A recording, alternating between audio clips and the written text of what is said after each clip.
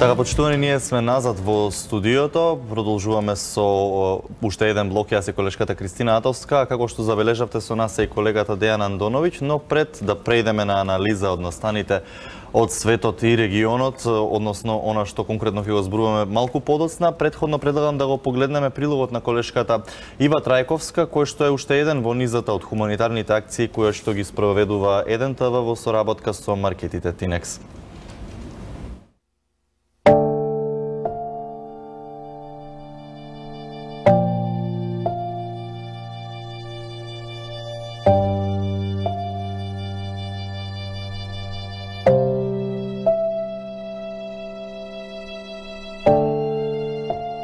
Епилепсија, отказ од работа и 2 гладни ќерки. Овие зборови опишуваат ситуацијата во која се наоѓа семејството Смилкови кое живее во Моноспитово, Струмица. 4-членото семејство кое има 2 млади ќерки од 11 и 15 годишна возраст бараа помош за правилно да ги згрижи.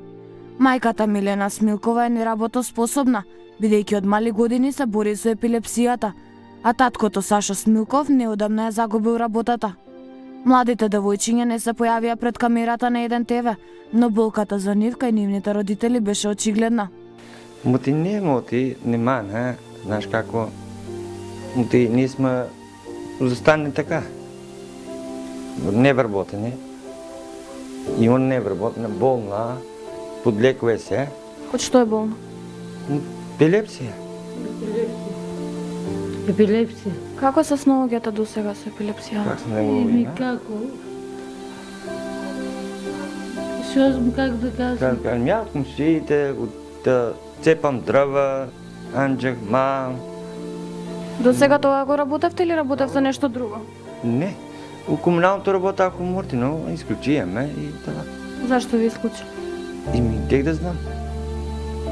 Дали примате социјална помош? Не.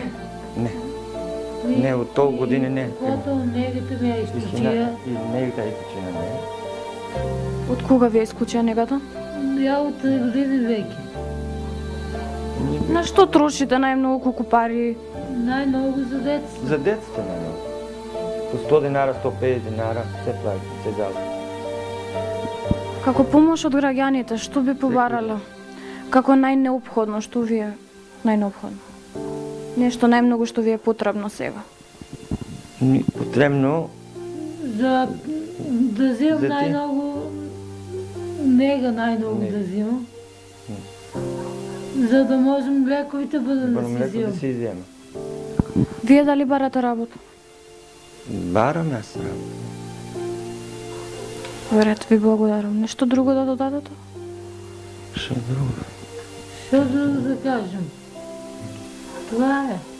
Како се снаоѓате? Што ви е најтешко до сега? Тешко. Мајка и татко издават и нешто. Ти работи. И така. Кога ќе се загуби работа, за жал се нема средства, па така семејството немаше основни производи за нивниот дон. Хуманноста на супермаркетите Тинекс продолжи и неделава, со тоа што семејството доби пакети со производи за месецов, како и вредносни ваучери. Семејството побара помош од хуманите граѓани, со цел полесно и што побрзо Сашо да успее да пронајде друга работа, како и да се помогне околу грејењето за неизбежните ладни денови кои следат.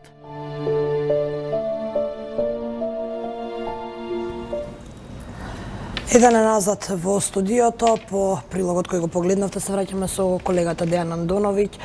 Она што денеска е интересно од настаните во светот е годишната конференција на рускиот претседател Владимир Путин. Се одржува по 14 пати. Денеска биле акредитирани рекордни 1720 новинари.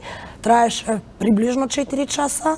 Над 50 новинарски прашања. Да, и меѓутоа се вели дека по статистика денеска е најголем број, значи рекорден број на акредитирани новинари, но не е рекорден број на траење на пресконференцијата со Путин, бидејќи 2008-та траела 4,5 часа, кога и условите во светот беа поинакви, така да Русија некако во тој период веќе почнуваше да се наметнува и да се враќа како втора суперсила во светот, нели предходно имаше мал пат, па со доаѓањето на Путин, таа на некој начин се... На што се задржа Путин денеска, поточно што најмногу ги интересираше новинарите? Па 50 прашања новинарски се движеа од односите со Соединетите Американски држави до евентуална нуклеарна војна, до тоа дали Путин ќе се жени пак, до тоа дали изошто Путин не користи паметни телефони. Така да широка лепеза на прашања. Во своето обраќање Путин се задржа, пак ќе повторам,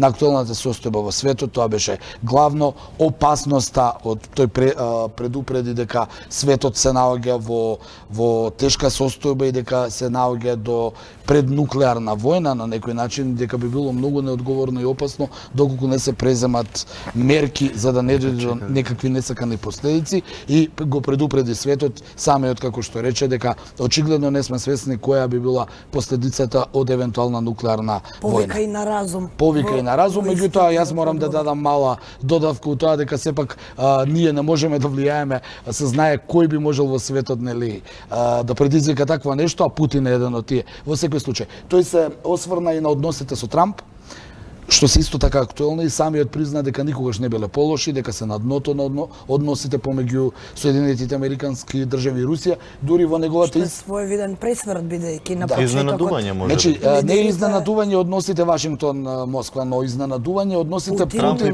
Путин и Трамп. Самиот рече, баш ке го цитирам, дека се наоѓаат на дното и дека не гледа како тие наскоро би можеле да се подигнат, алудирајќи дека очигледно светот и натаму ќе биде поделен на двете суперсили, што тоа и не кажува добро за светот. Исто така се осврна за инцидентите со Украина, со Азовското море, во Азовското море, особено што денес излезе информација дека Украина планира да прати нови воени бродови таму, на што Русија најави дека ќе возврати со исти мерки како што тоа го направи пред еден месец, но Путин денеска упати порака дека Русија подготвена да се брани, дека ќе стационира огромни сили на Крим и дека има право да ја брани својата територија во однос на копнениот дел со Украина, каде што нели руското население се бори против украинската влада. Тој самиот изјави на новинарско прашање зошто им помагате да се отцепат од Украина, тој рече: ние не им помагаме со оружје,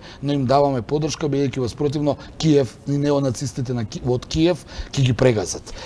Тука предлагам да го погледнеме и прилогот кој го подготвија нашите колеги од Дескот, а се однесува на денешната конференција на рускиот претседател Владимир Путин.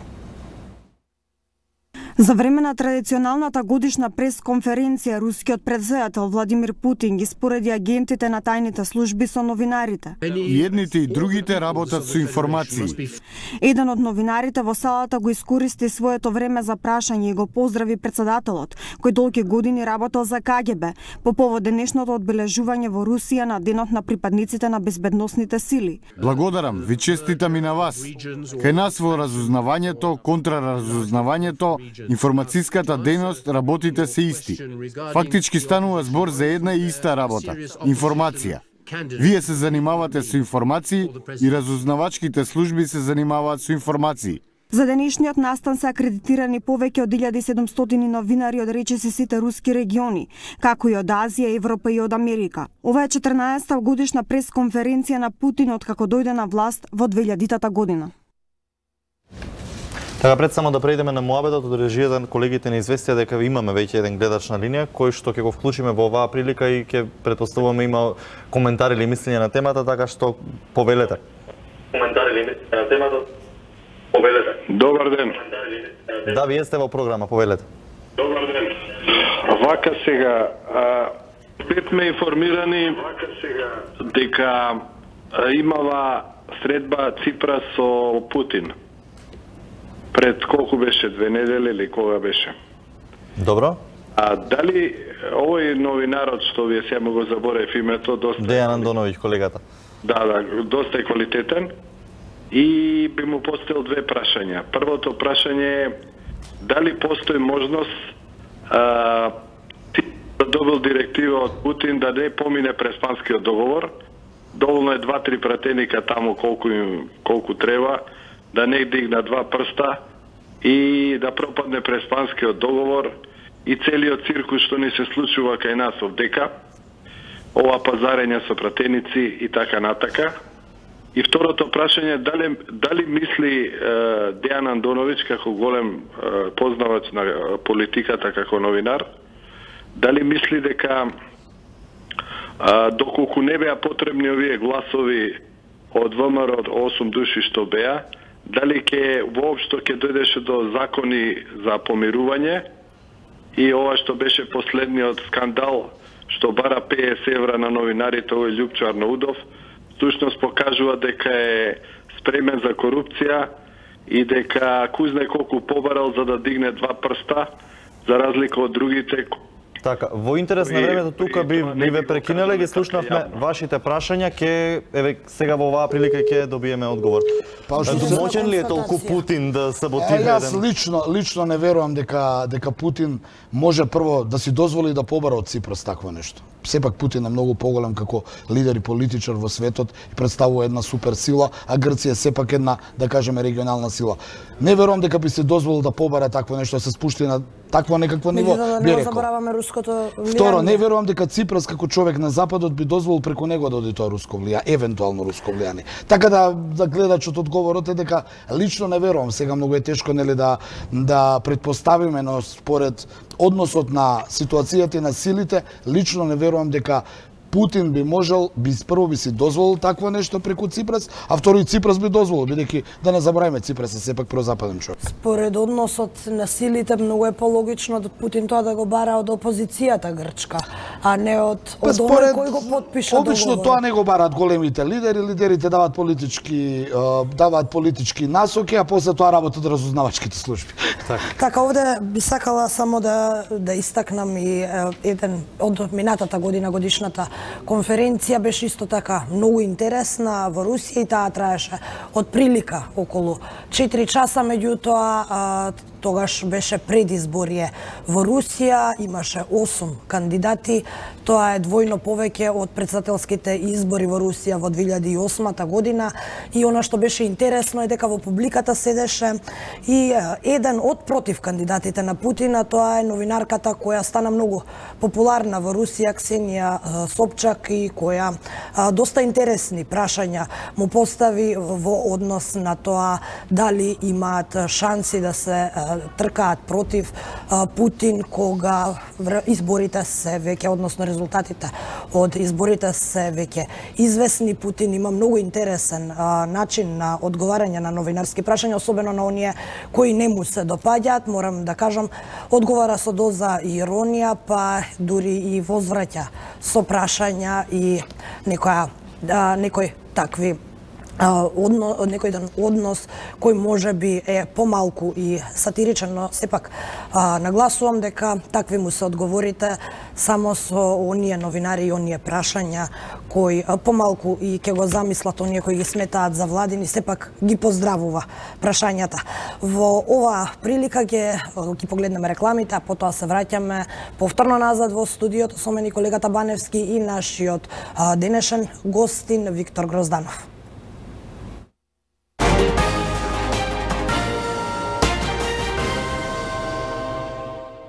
Искористете го